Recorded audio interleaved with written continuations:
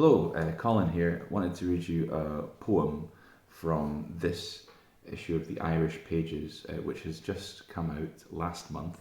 A special issue edited by Don Patterson and Kathleen Jamie. It asks quite an important question, which is 10 years after the Scottish independence referendum, where does Scotland stand now? I'm very happy to have contributed an essay on the subject of Scots to the issue, as well as a poem. I'll read you the poem now. It's called Maricruz Paredes, which is the name of my mother-in-law. So this is for her, Maricruz Paredes. Walking through the oors o' Gowd, hame is where you've led us. But where is it you're ganging now, Maricruz Paredes? A year's a long time no to work. I wonder who your heed is. I wonder who you find the words, Maricruz Paredes. They fall for you like rain, Cucino aparesis.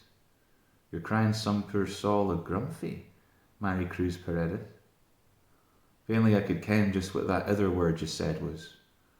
When you spec the tide gangs in, Maricruz Paredes. All your words brack o'er my heed with a stour's insistence.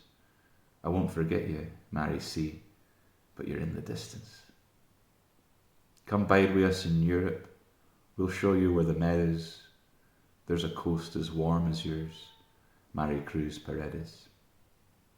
Later, for the secant flare, soon they clash MacLavers. You're talking trash about your son and all his sacred lovers.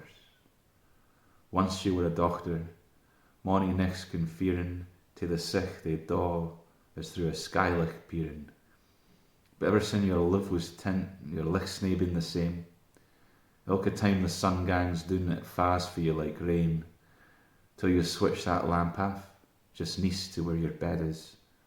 Sleep now in the afterglow, Maricruz Paredes.